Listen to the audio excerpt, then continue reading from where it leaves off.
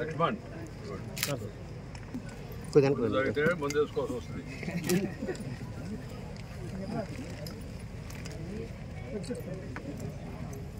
Yuvraj Singh foundation వెళ్ళిపోతారు.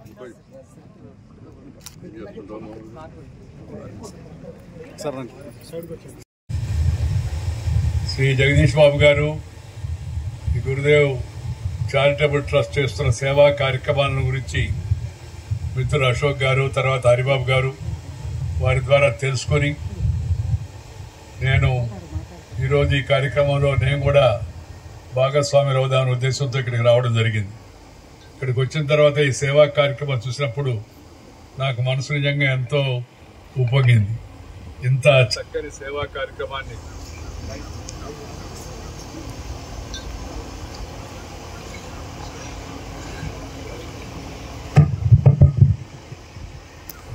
ఈ సేవా కార్యక్రమాన్ని గ్రామీణ ప్రాంతంలో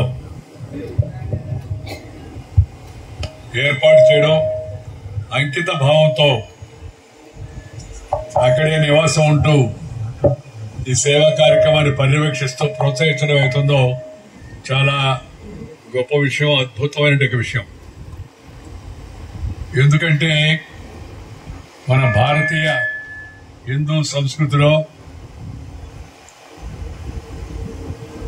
షేర్ అండ్ కేర్ అంటే మనము ఇతరులతో పాటు మన యొక్క ఆస్తిని గాని, తెలివిని గాని, విజ్ఞానాన్ని గాని, వినోదాన్ని గాని, సామర్థ్యాన్ని గాని, శక్తిని గాని ఇతరులతో కొంత పంచుకోవాలనేది మన భారతీయ సాంప్రదాయం.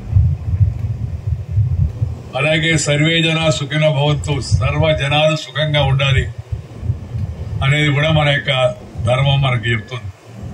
దాన్ని దృష్టిలో పెట్టుకుని దురదృష్టవశాత్తు ఈ యొక్క మహమ్మారి అంటే క్యాన్సర్ వ్యాధి పీడితులైన వారు, అలాగే అంగవైకల్యం కలిగిన వారు, వారందరినీ గుర్తించి వారి కోసమని వారు నగరాలకు పెద్ద ఆసుపత్రులకు రావాల్సిన అవసరం లేకుండా ఆసుపత్రి సేవా సంస్థే వారి దగ్గరకు వచ్చే విధంగా ఇక్కడ ఈ కొత్త వలసలో ఈ చిన్న ప్రదేశంలో ఇంత మంచి సేవా కార్యక్రమం ఏర్పాటు చేయడం నిజంగా చాలా గొప్ప విషయం. దానికి మనం అందరం కూడా మరి జగదీష్ బాబు గారిని అభినందించాల్సిన అవసరంతో ఉంది. ప్రకృతి అంటే నీళ్లు, ప్రకృతి అంటే గాలి, ప్రకృతి అంటే చెట్లు, ప్రకృతి అంటే నదులు, ప్రకృతి అంటే భూమి. వీటితో సంబంధం లేకుండా జీవిస్తున్నాం మనం అంతా. కంపార్ట్మెంట్ అయిపోయి ఆ తర్వాత ఆఫీసుకు పోవడం, అక్కడ కూడా క్లోజుడు, అంతా కారు ఎక్కితే అది కూడా క్లోజుడు, మైండ్ కూడా క్లోజ్ అయిపోతుంది. కాస్త బయట ప్రపంచంతో సంబంధం పెట్టుకుని జీవిస్తే ఆ జీవితం సంతోషంగా ఉంటుంది. చెప్పని అరివి కాంది. నేను ఏసీ రూమ్లో కూర్చున్నా కూడా తలుపు తీసి ఉండాలా, కిటికీ తీసి ఉండాలా. మీ అందరికీ చాలా ఆశ్చర్యం కలుగుతుంది. నేను ఏసీ వాడతాను, నాకు రాష్ట్రమే లేదు. నా బెడ్రూమ్ కూడా తలుపు తీసి ఉంటుంది. ఆ తలుపు చూసి ఆ గాలి తగిలితే గానీ, ఈ గాలి కన్నా ఆ గాలి తగిలితే గానీ నాకు సరిగా నిద్రపడతో సంతృప్తిగా ఉంటుంది. అందువల్ల మనం మన భారతీయ పద్ధతిలో జీవించే అలవాటు చేసుకోవాలి. భారతీయ వంటకాలు, ఈ క్యాన్సర్ వ్యాధి మధ్య పెరుగుతోంది. లక్షల మంది జనాభాలో చాలా మంది శాతానికి క్యాన్సర్ వస్తూ ఉంది. దానికి ప్రధాన కారణం జీవన శైలి, లైఫ్ స్టైల్. మనం పాత రోజుల్లో ఎక్కువగా నడిచేవాళ్ళం, తిరిగేవాళ్ళం, పొలానికి వెళ్లేవాళ్ళం, వంగేవాళ్ళం, నారేసేవాళ్ళం, లేకపోతే నారు కట్టలు అందించేవాళ్ళం, లేదా వరి కోసేవాళ్ళం, సహకరించేవాళ్ళం, లేదా వాళ్ళకి సిద్ధనం తీసుకెళ్లేవాళ్ళం, కాలువ గట్ట మీద నడిచేవాళ్ళం. ఇప్పుడు ఆ పరిస్థితి లేదు. మా తాత చిన్నప్పుడు చెప్పాడు, నేను పొలానికి పోయి ఆ గట్టు మీద నిలబడితే మొలతాడు కట్టుకున్న మగవాడు గట్టు మీద నిలబడకూడదు, దిగు అనేవాడు. దిగితే నాకేం తెలుసాయి అంటే నారుకట్టలు అందించినవాడు. అందరికీ వాళ్ళు వంగి నారేస్తున్నారు కదా, నారుకట్టలు అందించమని చెప్పేవాడు. ఆయన ఆ విధంగా చెప్పడం వల్ల చాలా తెలివి నాకు అనేక విషయాలు తెలిసి వచ్చాయి. కాబట్టి ప్రకృతితో కూడా సమయం గడిపెట్టుకే పిల్లలని కాస్త వాళ్ళ కాలక్షేపం, ఏసీ లేకపోతే నేను చెప్పిన సెల్ ఫోను, లేకపోతే ఆ టీవీ కూడా వచ్చింది 24/7. ఎన్ని ఛానల్లో చెప్పలేం, ఒక రకరకాల ఛానల్. ఆ ఛానల్లో కూడా ఉన్నది కాకుండా ఉన్నది లేనట్టుగా, లేనిది ఉన్నట్టుగా అన్ని ఛానల్లో కాదు, కొన్ని ఛానల్లో. ఆ తర్వాత దాన్ని పెద్దగా భూతత్వంలో చూపించినట్టుగా అవి చూస్తూ ఉంటే ఎక్కువసేపు దాని మీద దృష్టి ఎక్కువ పోతా ఉంటుంది. టీవీని కూడా వాడుకోవాలి, ఎంతవరకు అపోయితే అంతవరకు వాడుకోవాలి.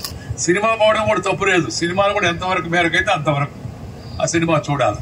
తద్వారా కొన్ని విషయాలు మనం తెలుసుకోవాలి. అందుకని కుటుంబ వ్యవస్థని బలపరుచుకోవాలా, కుటుంబ సభ్యులతో కాలం గడపాలా, ఉపాధ్యాయులతో కాలం గడపాలా, పిల్లలు ప్రకృతితో కాలం గడపాలా. ఆ విధంగా జీవన శైలిని రూపొందించుకోవాలా. సూర్యోదయంతో లేయాలా. చాలా మంది పిల్లలంతా 7 గంటలకు 8 గంటలకు లేస్తుంటారు. ఏమంటే రాత్రి అంతా బాగా పొద్దుపోయింది, దేనికి మనుకున్నా అంటే బిజీగా ఉన్నాడు. ఏం బిజీ అంటే బిజీయే. రాయమంటే బిజీ బిజీ బిజీ అని రాస్తాడు. వాడు ఏం బిజీయో వాడికే తెలవదు. అందుకని తొందరగా పడుకోవాలి. 6 గంటలకు లేయండి. 6 గంటలకంతా పనులు పూర్తి చేసుకోండి. సాయంత్రం మొన్న ఎవరు అన్నారు, సార్ ముదిరేటప్పుడు సార్ కార్యక్రమం అంతా అని చెప్పారు. ఎందుకు మొదలవ్వాలా? 6 గంటలకంతా పూర్తి చేసుకోండి. 1 గంట 2 గంటల కుటుంబ సభ్యులతో గడపండి. త్వరగా భోజనం చేయండి, త్వరగా నిద్రపోండి, త్వరగా లేయండి. నేను రాజకీయాల్లో ఉన్నప్పుడు రాత్రి 11, 12 దాకా తిరిగేవాడిని. దేశం అంతా మన బజార మీద నడుస్తుంది అనుకునేవాడు. అప్పుడు తర్వాత దేశం వచ్చింది, మనమే కాదు చాలా మంది ఉన్నారు మోసేవాళ్ళు అని చెప్పి. ఈ ఉపరాష్ట్రపతి అయిన తర్వాత నేను రాత్రి 7 గంటలకే భోజనం చేస్తున్నా. 7, 7:30, 8:30కే పడుకుంటున్నాను. ఉదయం 4 గంటలకు లేస్తాను. 4:30 లేచి మొహం గడుపుకొని పరిశుభ్రం అయిన తర్వాత అన్నమాచార్య కీర్తన ఉంటారు. ఆ గిరిమెళ్ల బాలకృష్ణ ప్రసాద్ గారు, లేదా బాలసుబ్రహ్మణ్యం గారు, లేకపోతే ఇంకా కొంతమంది గాయకులు చాలా అద్భుతమైన మంచి పాటలు మనకి ఇస్తారు.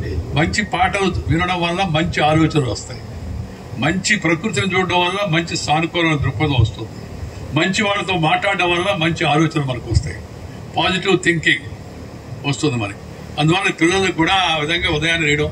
తర్వాత కాస్త శారీరక శ్రమ అలవాటు చేయాలి. వాకింగ్, జాగింగ్, రన్నింగ్, లేదా ప్లేయింగ్, కబడ్డీ, ఖోఖో. ఫ్రీ కబడ్డీ, ఖోఖో పేదవాళ్ళు ఆడే ఆటలు, దానికి ఖర్చు లేదు. ఆ తర్వాత ఫుట్బాల్, ఆ తర్వాత హాకీ. కొంచెం డబ్బులు ఉన్న వాళ్ళు కాస్త క్రికెట్, హాకీ. మంచి ఆట అంటే ఫుట్బాల్, మంచి ఆట అంటే ఖోఖో, మంచి ఆట అంటే కబడ్డీ. వాటిలో శారీరక శ్రమ ఉంటుంది. ప్రతి ఒక్కరికి రావాలి. దాంతోపాటు సమాజం మనకి ఇచ్చింది. మనకి జన్మనిచ్చిన తల్లిదండ్రులు, మనం పెంచి పెరగడానికి అంతా కూడా కారకులైన ఉపాధ్యాయులు, లేకపోతే మనకు సహకరించిన యొక్క ఇరుగు పొరుగు వారు, అలాగే సమాజము. వీటిని తిరిగి మళ్ళా మనం తిరిగి ఇవ్వాలి. నేను ఇందాక చెప్పాను కదా, అమెరికా వెళ్లేవాళ్ళు చాలా మంది అమెరికా వెళ్తుంటారు. రాబోయే రోజుల్లో అమెరికాలో ఉన్నవాళ్ళు ఇక్కడికి రాబోతున్నారు. అది తెలుసుకోండి. మనం అది అమెరికాకి వెళ్లాల్సిన అవసరం కూడా లేదు. అన్ని కావాల్సిన అధునాతన సాంకేతిక పరిజ్ఞానం అంతా మన దేశంలో ఉంది. ప్రపంచంలో ఉన్న పెద్ద పెద్ద ఈ సాంకేతిక సంస్థలందరికీ CEO చూడండి, ముఖ్య కార్యనిర్వహణ అధికారులు భారతీయులుగా ఉంటున్నారు, తెలుగు వాళ్ళుగా ఉంటున్నారు. సత్యానాదాల దగ్గర నుంచి. అంటే మన తెలుగు వాళ్ళలో, మన భారతీయుల్లో, ఈ నేలలో, ఈ భూమిలో, ఈ ఆకాశంలో, ఈ నీటిలో, ఈ వాయువులో అంతర్లీనంగా అంతటి శక్తి, అంతటి తెలివితేటలు నిబిడీకృతం ఉన్నాయి. వాటిని గుర్తించి వాటిని ప్రోత్సహించి పైకి తీసుకురావాలి. సో అందుకే నేను అమెరికా వెళ్ళే వాళ్ళకి కూడా చెప్తున్నాను, go, you want to still go, land, నేర్చుకో, ల్యాండ్ సంపాదించుకో, అండ్ రిటర్న్. మళ్ళీ తిరిగి దేశానికి వచ్చి సమాజానికి ఏదైనా మేలు చేయనేది నేను మామూలుగా అందరికి యువతరానికి అంతా కూడా ఇచ్చేయండి యొక్క పిలుపు. దాన్ని ప్రతి ఒక్కరు కూడా పాటించాల్సిన అవసరం అంత ఉంది. అప్పుడే జీవితానికి నిజంగా ఒక సార్థక్యత ఏర్పడుతుంది. నేను యుఎస్ రిటైర్డ్ అంటే ఇప్పుడు కొత్తగా చెప్పారు, ఇవాళ ఎవరో జోకేశారు. మా అమ్మాయి యుఎస్ రిటైర్డ్ అంటే యుఎస్ నుంచి రిటైర్డ్ అని. యుఎస్ రిటైర్డ్ అంటే యుఎస్ పై చదువుకొని వచ్చిందని ఒక అర్థం, యుఎస్ లో ఉండి పంపివేయబడిందని చెప్పని చూస్తున్నాం మనం. రాబోయే రోజుల్లో ఈ యొక్క ధోరణి ప్రపంచం అంతా కూడా పెరుగుతుందని చెప్పి నాకు భయం వేస్తుంది. అందువల్ల మనం వాటి మీద ఆశ పెట్టుకోకుండా మన దేశంలో ఉండే సౌకర్యాలను, మనకు దగ్గరగా ఉండే వాటిని మనం ఉపయోగించుకొని మనము తిరిగి సమాజానికి కొంత సేవ అందించే కార్యక్రమాన్ని ప్రతి ఒక్కరు కూడా జీవితంలో దాన్ని ఒక అంతర్భాగం చేసుకోవాల్సినప్పుడే ఆ జీవితానికి ఒక అర్థం వస్తుంది. వాటి గురించి నలుగురికి చెప్పడం అవుతుందో అది చాలా అవసరం. తద్వారా ఇతరులకు కూడా స్ఫూర్తి రావడానికి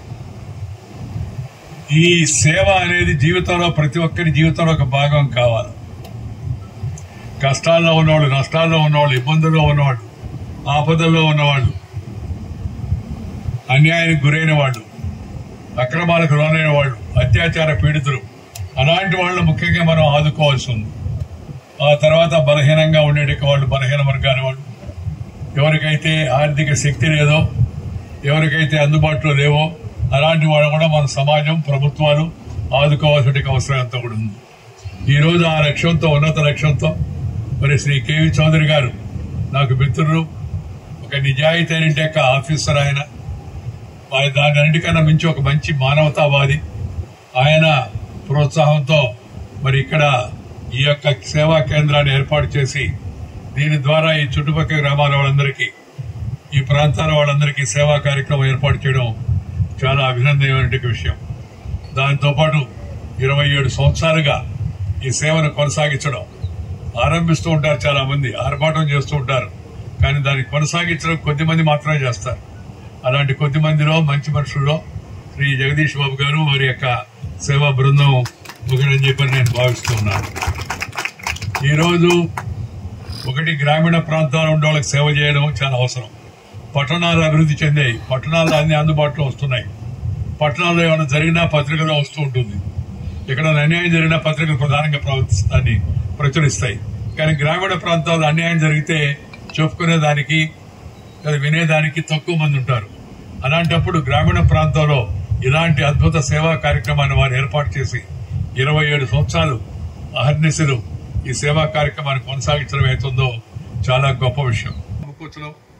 వారి కోసం ఇంత పెద్ద ఎత్తున ఇన్ని బెడ్స్ తో హాస్పిటల్ ఏర్పాటు చేయడం, దానికి కావాల్సిన అధునాతన సాంకేతిక పరిజ్ఞానాన్ని ఉపయోగించి కావాల్సిన అన్ని యంత్రాలను, పరికరాలను ఇక్కడికి తీసుకొచ్చి వాటిని లక్షల కోట్ల రూపాయల్లో మరి మిత్రుల యొక్క సహకారంతో వాటిని ఇక్కడ నెలకొల్పడం, గ్రామీణ ప్రాంతాల్లో నెలకొల్పడం చాలా గొప్ప విషయం.